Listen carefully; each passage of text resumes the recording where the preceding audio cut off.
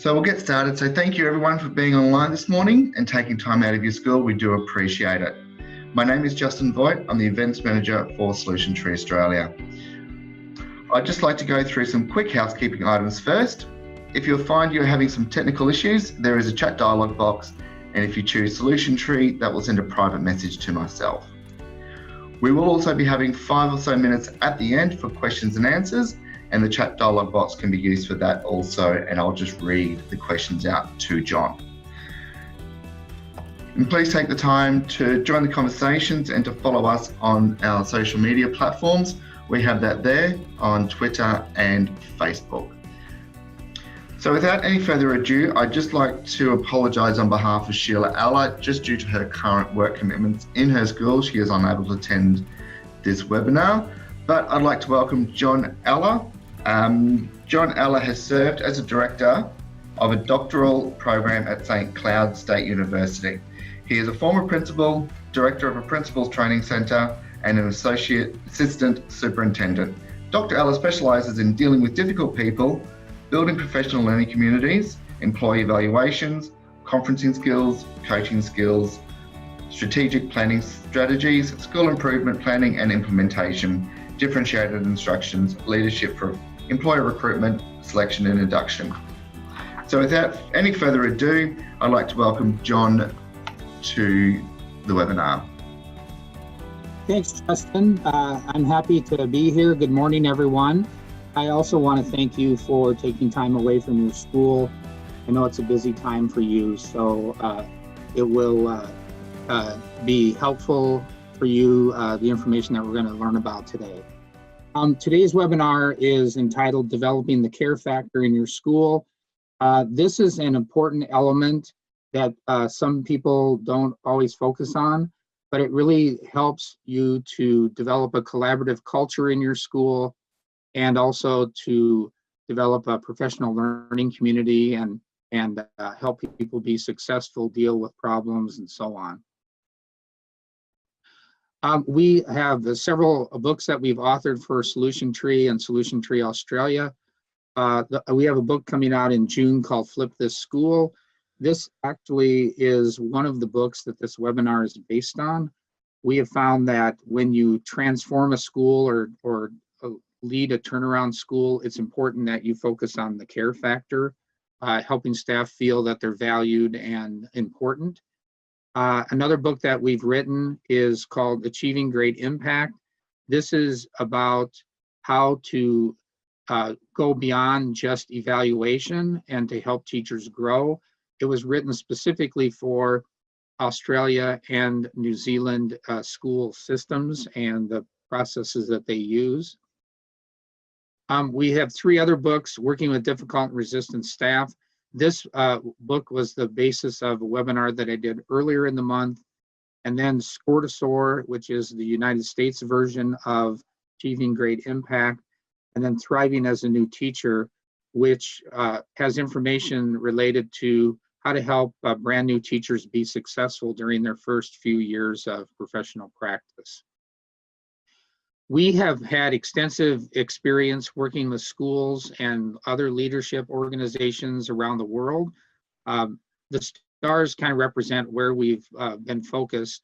We have a lot of experience, obviously, in the United States where we're based, but we've also done work in Chile with leadership development, in Hawaii, in Switzerland, Germany, and we're going to be coming to Australia in September. I've also done work in China and working with Japanese educators.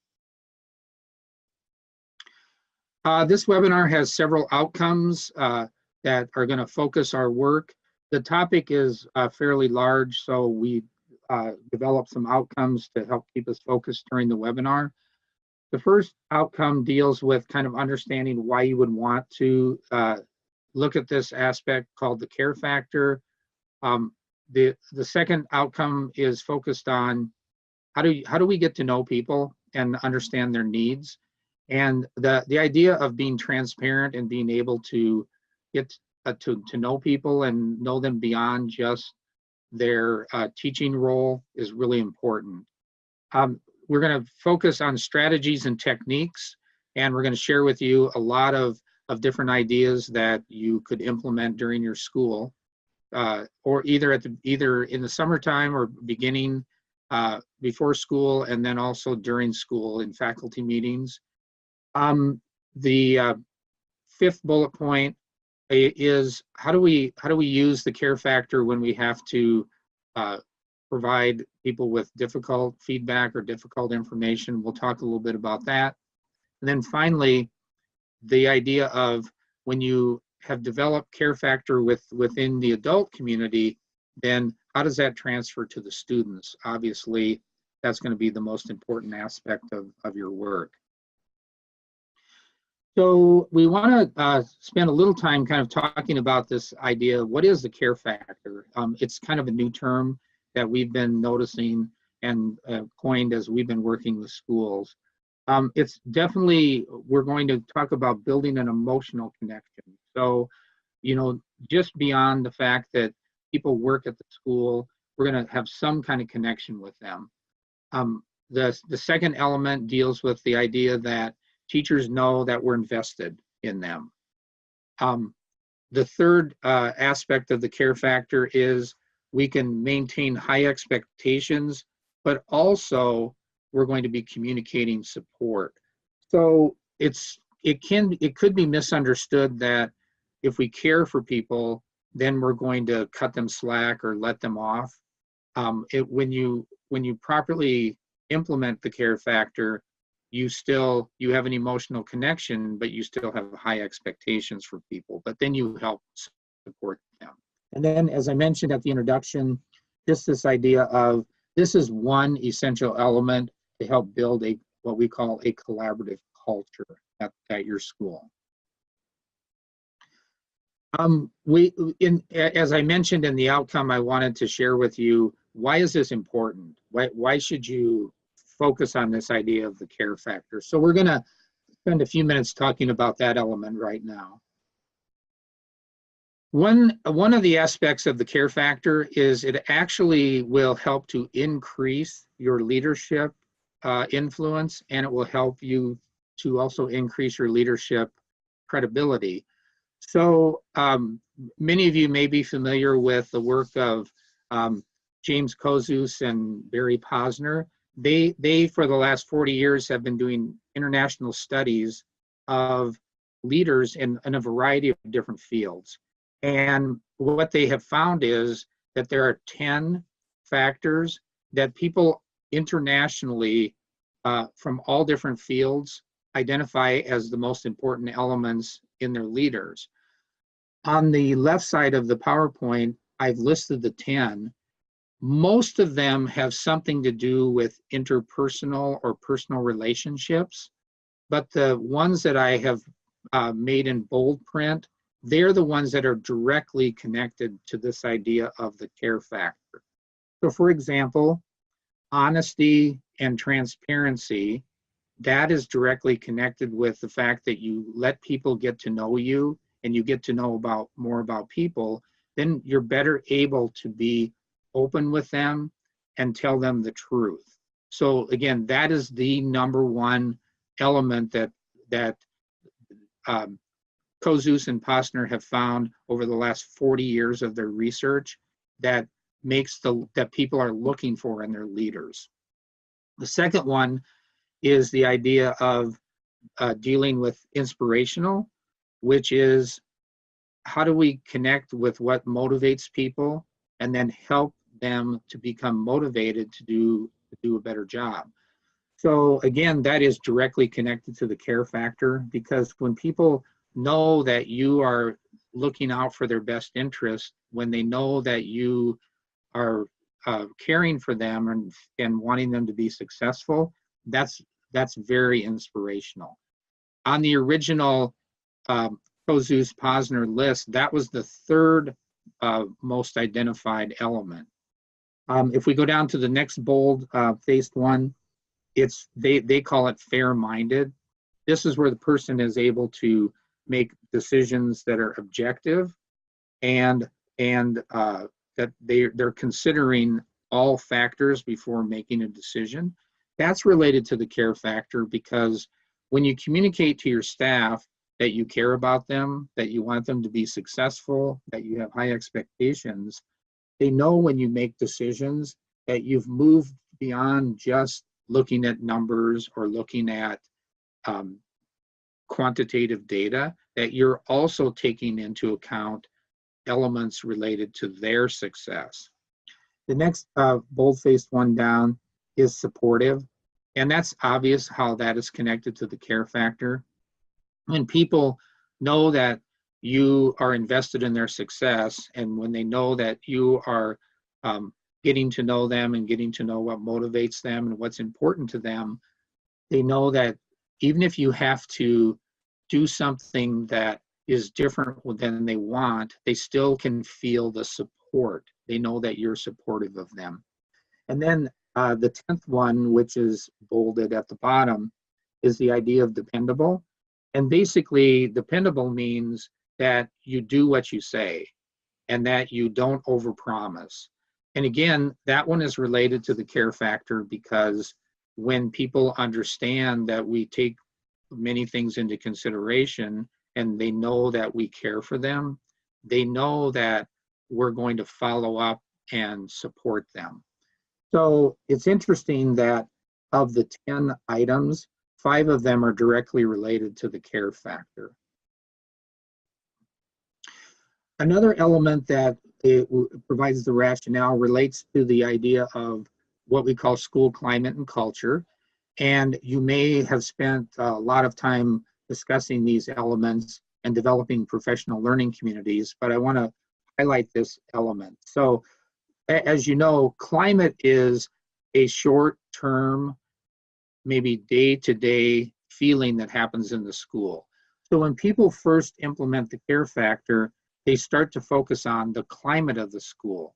They might greet teachers at the door. They might stop by classrooms and see how things are going. They might put birthday cards in teachers' mailboxes. All of those elements contribute to what we call the working climate and help the teachers to feel that the school is a nice place to be.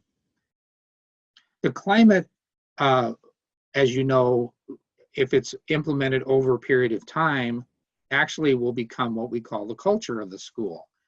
And the culture of the school really is the more permanent conditions, the more things related to what we might call the personality of the school, they become long-term and sustained. So if you, as a leader, decide you're going to start to show teachers that you care for them and that you're interested in their success, and you continuously do that over time, then that will become the culture.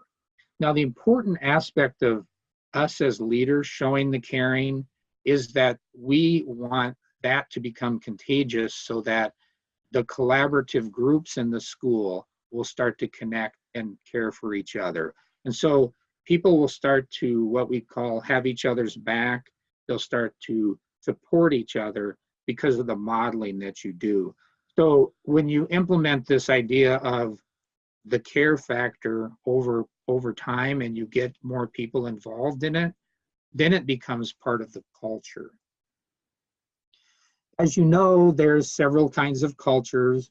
The one that the care factor will tend to nurture is what we call the positive and productive school culture. And again, there's some subpoints of this. I'm not going to go into great detail, but the subpoints, what you're seeing here, are very collaborative kinds of behaviors, and people can collaborate better with each other when they know each other, when they're familiar with each other, and they care for each other. So for example, the first one talks about sharing ideas. Obviously, we have to have a relationship to do that. If you go down to the fourth one, it talks about support.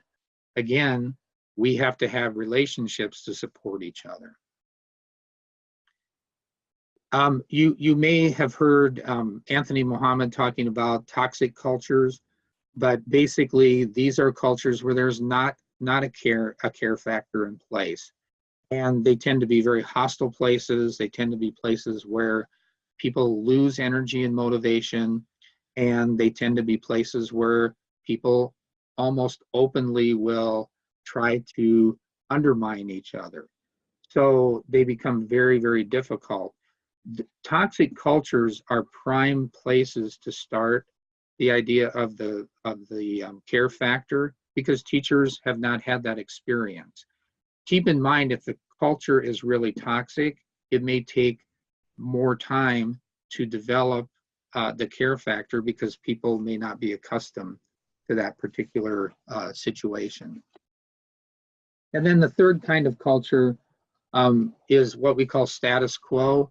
Status quo cultures are where we actually see people who are satisfied with the way things are. They come do their job, they go home, they may not have a lot of investment with each other. And so again, this is another area where the idea of implementing the care factor can be really, really helpful.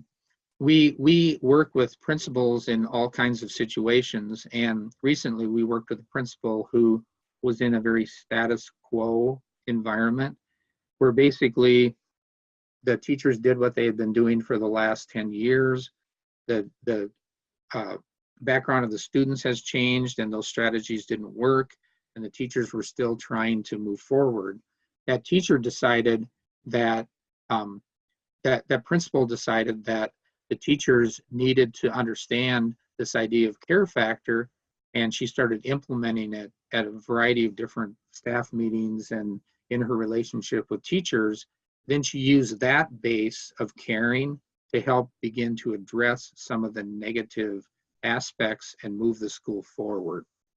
So as we think about the idea of possibly having to have what we call a difficult or professional conversation, they can be more productive when you have developed a relationship with that person. So now we can focus on the behavior that needs to be changed rather than the personality attack.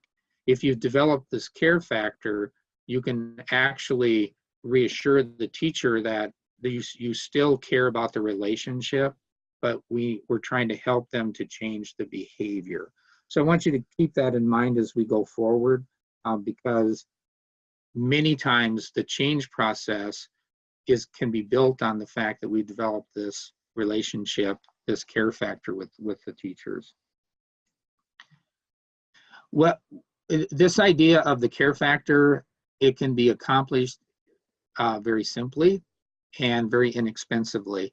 So we want to take a minute and kind of share with you some of the strategies that really don't cost a whole lot of money that you can do that show people that you care about them. The first bullet point, obviously everyone's busy and we have to attend to the children, and there's many things that you have to do at the school, but spending time and getting to know a little bit more about people, that's really important. And not just their teaching skills and abilities, but maybe things outside their interest, or maybe things that have happened to them, or maybe their background, where they went to college. I know some schools that we're working with, they're trying to encourage students to think about post-secondary education options, and they're asking the teachers to put their undergraduate university banner up in their classroom. And the principal is going around and also getting to know more about the universities, and then they can strike up a conversation. So this idea that the teachers and the staff that we work with, they're more than just the people who are in the classroom on it's 7-8 hour basis, that they have a life outside of school. The second aspect is this idea of showing people that you care, like, for example, putting birthday cards in their mailboxes, or some schools, they have community partnerships where they have different businesses that are connected with them. They might get discount cards, maybe recognizing people at staff meetings. All of those kinds of things are elements that you can let teachers know that you really care. The third one down, and again, apologize, the about them got a bullet point, but talking about the family when it's appropriate. And this is one that you have to be kind of careful with, because some people are very private, reserved, and you don't want to push the issue. But finding out about children, about parents, about their grandchildren, that can really let teachers know that you care about them. In one school that we worked with, the principal actually has a form that they have the staff complete that gives some background information about them. And then when things like their wedding anniversary comes up, or maybe a significant date for that person, then that principal can recognize that teacher, put a note in their mailbox, that sort of thing. The fifth bullet point down, there's many new opportunities that staff sometimes insulate themselves from. And as a school leader, headmaster, principal, you can actually encourage them to take advantage of new opportunities. When you do this, it's important that you let them know why you're encouraging them. For example, a principal that we worked with recently, he identified some of his teachers who had, he thought, very good teaching skills. He encouraged them to take on a student teacher or a practice teacher. And that was a growth experience because they mentored someone new into the profession. Some principals encourage teachers to take graduate hours or get into graduate programs. Sometimes they've encouraged their teachers to present professional development to their faculty, or given them release time to present to maybe a neighboring school. Principals can trade their teachers around, and they can share. But while those things seem scary, sometimes stepping out of their comfort zone, it really communicates that you care about them when you're asking or encouraging them to take on different aspects rather than what they do on an everyday basis. And then the last point on this slide is really thinking about positive aspects and sharing them, but not being overly positive. Let me clarify that. So if you stop by a classroom and you notice that the teacher is well organized and the students are working independently, you can provide that compliment to that teacher and say something like, I've noticed every time I come in here, I see that your students are always working and you're going around facilitating. That's really a good thing. Keep that up. A what I would call overly positive comment would be if you saw that same normal behavior, and then you went on and on and on about how wonderful that person is. Because if you have too much information, sometimes it's not very believable. So you wanna try to provide accurate feedback if you're going to do the positive, and stay focused on making sure that it's credible when you provide that. And teachers will find that it's really helpful when you can provide the private positive feedback. Some schools, teachers are not very comfortable if you call them out in a faculty meeting and say, hey, I was in Bill's room the other day, he did a great job with, whatever, because in front of their peers, that's something you're going to have to build within your culture. And obviously there's some interpersonal skills that are important. Truly listening, the idea of what we call reflecting or paraphrasing, that's an acknowledgement skill. So if somebody comes to you and they make a statement, and then you're able to say, so I think what I hear you saying is, or so your main point is, if you can rephrase that back to them, that builds a lot of emotional connection with them. If they tell you something and then you just go on with your normal conversation, then that sends a very negative emotional message. On the third bullet point, I added the term here, appropriate eye contact, because some people are not comfortable with eye contact. So you want to take your cue from the person. So when they're talking with you, if you're looking at them, and again, making it comfortable, that's conveying that you're building a relationship. If they're talking with you and you are doing something else, that's conveying that you don't want to listen. I once was doing some seminar work with an organization that employed a bunch of attorneys, and they were talking about mentoring. And one of the aspects that they wanted me to share was, if the mentee is talking to you, stop what you're doing and look at the mentee. And when I mentioned that to the group, they all took out their notepads and wrote down, look at the person. So obviously, some professions are not as skilled on the emotional skills as we are, but keep in mind, sometimes when we're looking away, checking our watch, we send a very negative emotion to people. The fourth bullet point, obviously, to start the day, maybe, standing at the door, welcoming staff as they come in, or maybe first thing in the morning, going around to classrooms. That can make a person feel like they're valued. That 5-second, hey, nice to see you today, have a great day kind of thing. Those kind of statements can be really helpful. In the fifth bullet point, the schools that we're working with, both in the US and internationally, are experiencing a lot of change in the different generations of staff that are working there. We might have millennials and Gen Xers and baby boomers all in the same school. So it might be important to understand some of the trends. For example, one of the challenges, I'm in the baby boomer generation, and one of my challenges is social media. So in leading a school, I need to make sure that I'm well versed in social media so that when people talk about it, I can relate to them. Or current television programming or current movies. Again, you can strike up a conversation when you have an especially multi-generational workforce. And then finally, humor. And I added the word appropriate to this.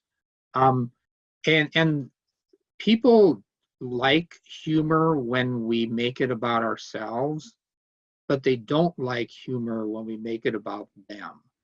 And I was thinking about a situation where a leader was at the beginning of a meeting was kind of talking about a challenge that they faced and how they kind of messed something up. And it was kind of a funny story.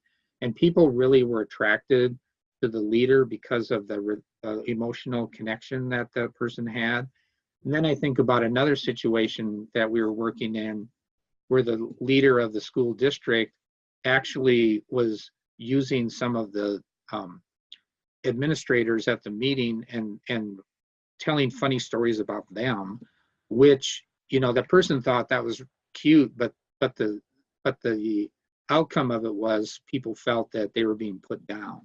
So you want to be appropriate and have something that shows that you are flexible, maybe lighthearted. And again, that goes back to that idea of being approachable and being visible and honest. That's so important for leaders to have. So the next section of the webinar, what we're going to do is we're going to talk about how do you move this idea of emotional connections to the entire staff. So as a headmaster, a leader, a principal, a director, as you're being friendly and cordial and you're remembering people's special dates and you're giving them compliments and you're telling them how much you care about their work, that's you're one person. But if you can begin to spread this around to the staff, you can develop the care factor among your staff, and you can help them become more collaborative in their working relationships. And if you can develop the culture to become more collaborative and more caring, then that's going to help establish the student culture. So that's why we also, in addition to doing things as a leader ourselves, we try to also get the staff engaged. I'm going to share some activities that have been really helpful.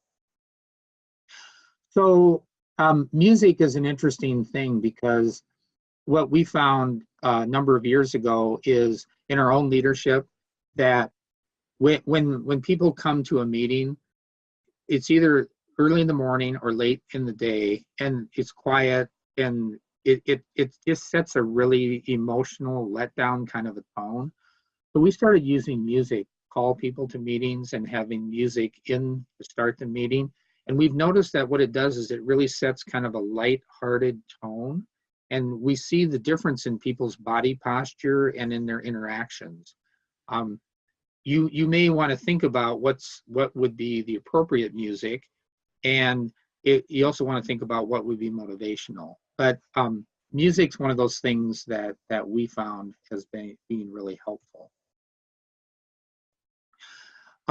Another thing is the idea that at the beginning of the meeting, it's important to set a tone, and set a tone about sharing and collaboration. And so this is an activity that we use called Good News. And basically the first 5 minutes of the meeting, you start off and you open it up and you ask, you say to the staff, does anyone have good news to share? The good news could be personal or professional. And again, when we have done this ourselves and when we have supported other leaders in doing this, they find that at the beginning, there might only be 1 or 2 ideas, but as people become more accustomed to it, they actually, more and more ideas come out. So right now, I'm working as a leader of a department at a university, and the people in the department had a very contentious background relationship. And one of the things I did is I started this Good News. And at first, people were talking about only academic things, only things related to their professional job. But after a year, they started sharing things about family, grandchildren, personal victories. And what it did was it really built the group together, so they started to care for each other. So again, it's a good way of building that care factor. The slide already advanced to this next one. This is what's called artifact introductions. This is an outstanding activity to really build emotional connections. And basically how it works is, at a meeting, you ask each person to bring what we call an artifact. So it could be an object or a picture or something that they can touch. So they bring something in that exemplifies them or their professional life or their personal life. And then you give everyone a chance to have a minute or half a minute to show their artifact and then share what it is about the artifact that exemplifies something about them. You might be thinking, oh, this sounds awfully touchy-feely and I don't, we're too busy, we can't be doing this. What happens is this builds a base of understanding of each other, and now they start to have empathy for some things. So for example, I was working with a group that was having it was an elementary school, and they were having a real problem with conflict. And so we started off our day by doing this artifact introduction. I had them sit in a circle, and basically each person kind of pulled out their idea or their thing and they shared it. And someone showed a picture of 2 little children, and she said, these are my grandchildren. I'm taking care of them because my daughter has a certain illness, and sometimes it causes me to be late. And people were commenting throughout the day about they thought that the person was just late because she didn't care. They didn't understand that she had this great responsibility. So it enabled them to think about, how can we now help her so that she can care for her grandchildren, but also become a contributing member of the team. So extremely powerful. These activities, if you decide to use them, it's important that you also debrief and you have people talk about them so that they understand what they're learning about each other and how it's going to help us work together in a more collaborative, supportive manner. 2 others that are really fun to do. One is called a block of support. In this one, you can get these at craft stores, I think, but they make like a little cube that's maybe 1 inch by 1 inch or 2 inches by 2 inches. And at a faculty meeting, you give one to each person and you have them put their name on it. Then you pass them around and people write a positive attribute about that person on the block. And so after you pass it 5 different times, because the 6th side has the person's name on it, The person now has a block that has 5 positive attributes that other people have shared about them. Again, it might sound touchy-feely, but what we found was some people, they got their block, they read it, they kind of set it down, but then we went into their classrooms and they actually had these blocks in a prominent location. And when they're having a hard day or an emotional situation, we saw them picking up their blocks and looking at them. So it was really, really powerful. The second one on this page is what we call the Boot Award. Faculty meetings should be places where you problem solve and, you know, and tackle difficult issues, but they should also be fun places. And so this one, the staff at a school came up with that they were going to give to each other based on some funny thing that happened in the classroom. And we got a clear boot, fill it full of candy, and then someone in the faculty would nominate someone for the Boot Award, and then that person could keep it for the month. Their job was to eat the candy and then bring it back and fill it up, and then it would be nominated for someone else. So again, you have to be careful because some of this involves kidding around, and earlier I talked about the appropriate humor. You got to be careful about this, but sometimes people find this to be really helpful. Another strategy that helps build the care factor and the working relationship is called toxic waste transfer. This one involves a plastic bucket filled with tennis balls, and people actually have to, and it has ropes on it, and they have to move it from one location to another and empty the tennis balls into another container. And this one really brings out the different work styles that people have. And then you talk about people are more directive, some people are more laid back, some people are natural take charge people, and other people wait for direction. But it's really, really helpful and really fun. This one, it takes probably about 20 minutes. We do this during opening school seminars, and sometimes people have professional development built in during the year. There's a lot of laughter, but again, the important thing is we debrief afterwards to help them understand what did you learn during this aspect. I'll be very brief on this one. Sometimes in a meeting we'll have aspects that we need to discuss, and we break people up into small groups, and actually this group is responsible to present an aspect, but using what's called a meaningful presentation. And we might have 4 different aspects, 4 different groups presenting. And then it could be that they would develop a skit, a song, a PowerPoint, or a chart paper presentation. But again, it gets people up, moving around, and you get to see different talents, different operating aspects of staff, which is really interesting. Pack up your baggage. This one is used when you have a toxic culture and you want to empty some of the problems. And so the idea behind this is you're moving from toxic to, let's say you want to go to a positive, productive culture. You ask people to identify what are those things that have happened that we're kind of holding on to.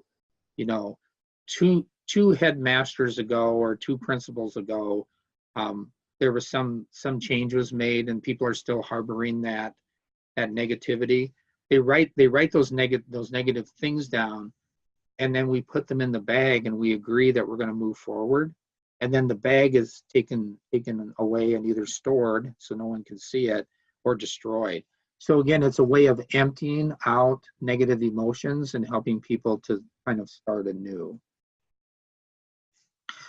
Taking out ripple effects. Again, I'll be brief on this one.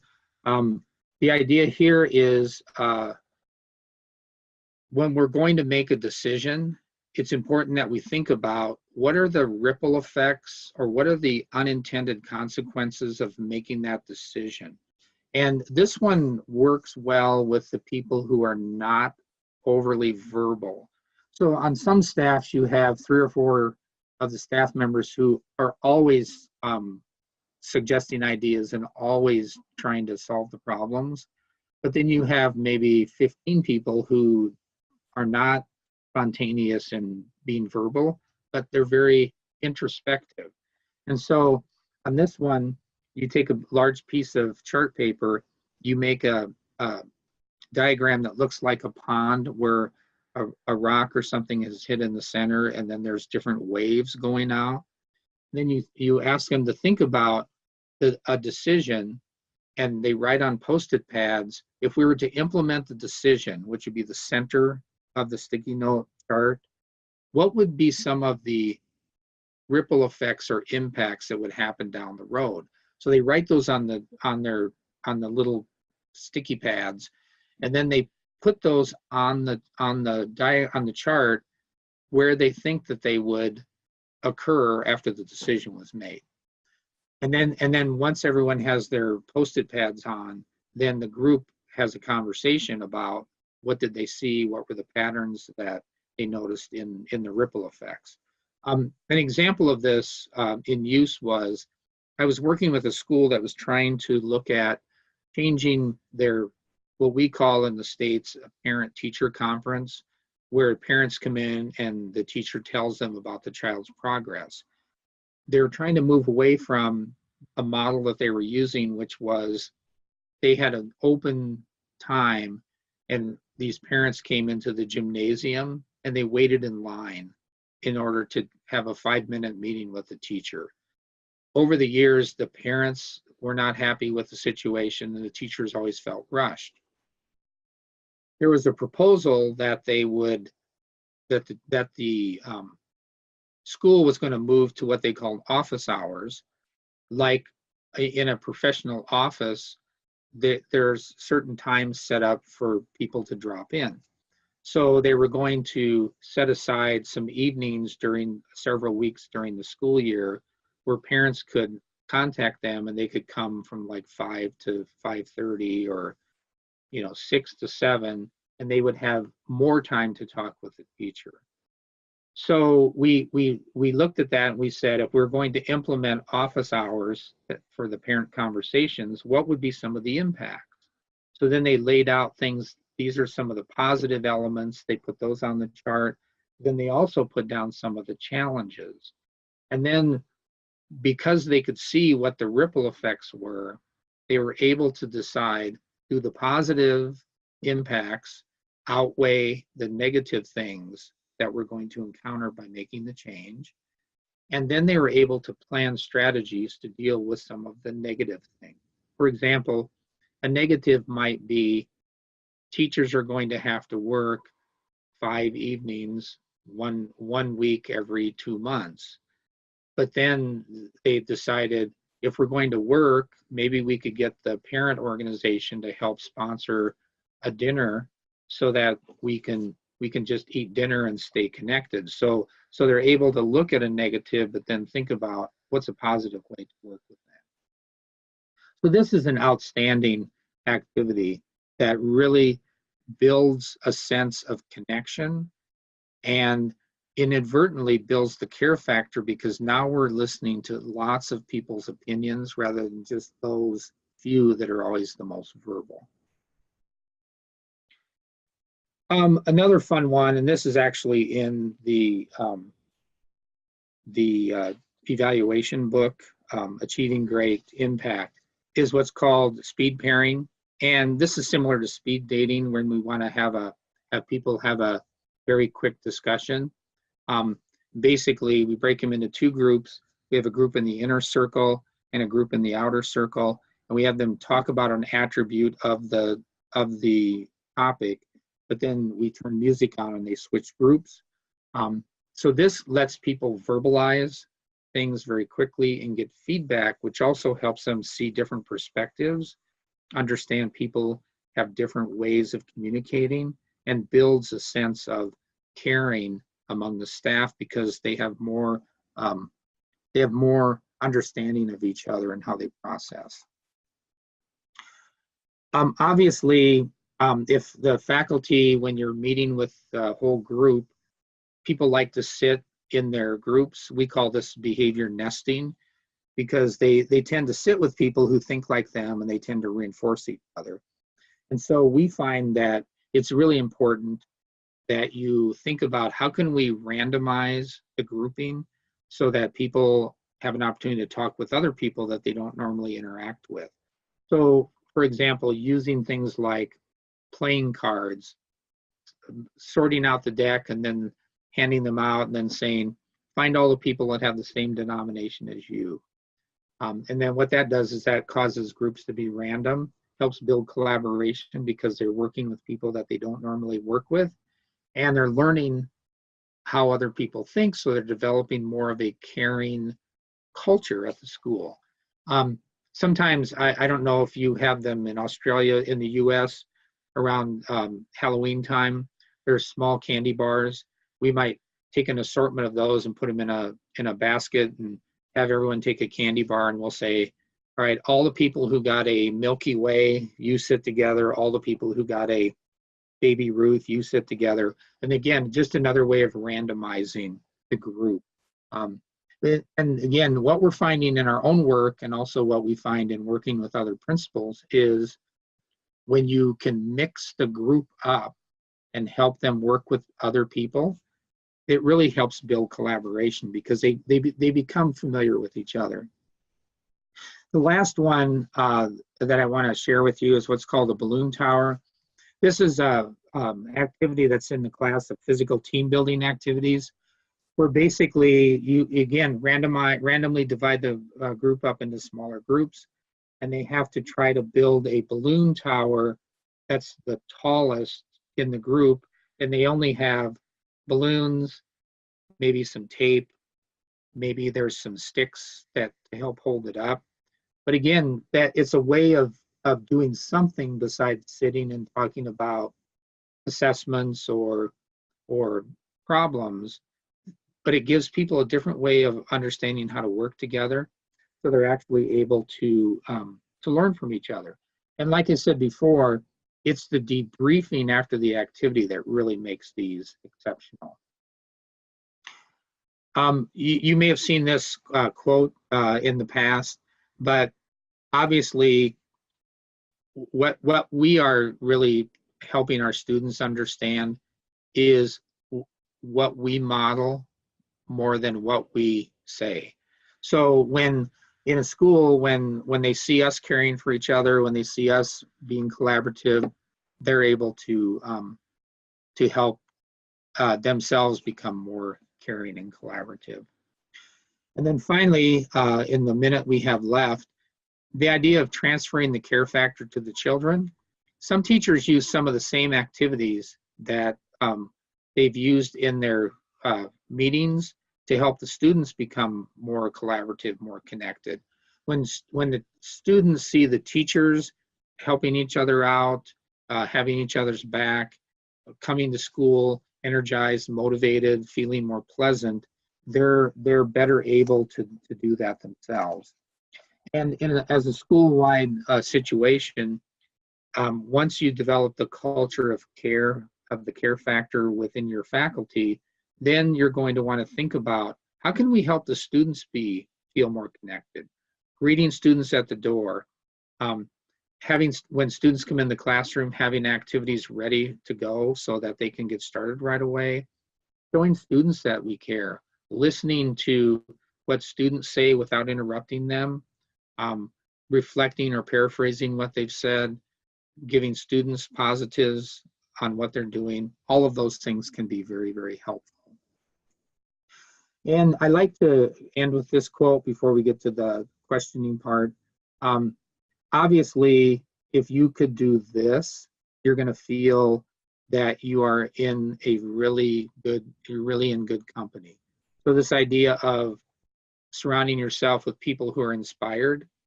If you're surrounding yourself with inspired people, it's hard to get negative. They're passionate. Again, they really care about what they're doing. That's going to help you feel that way. Motivated, that's going to help keep you moving forward.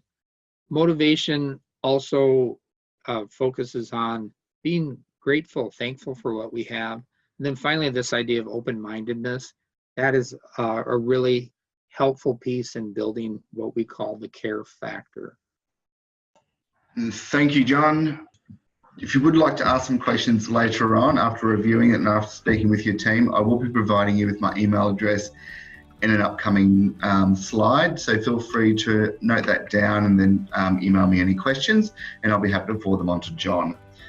So just a few upcoming events. So you will be able to see John and Sheila Eller presenting on this topic, as well as having difficult conversations in the upcoming PLC Summit that will be in Melbourne on the 29th and 30th of August. And we've also got our annual Thinking and Learning Conference coming up next week in Melbourne, 16th to 19th of May. And if you are around the Sunshine Coast or in Brisbane, we do have our Cognitive Coaching 8-day foundation training seminar starting on the 30 and 31 of May. So thank you once again to everyone who had participated in this webinar today. We do appreciate the time you've taken out of your school. And if you do have any questions, there is my email address there. The recording will be sent out within 5 business days also. And once again, thank you to John, and we look forward to speaking to you all soon. Thanks again.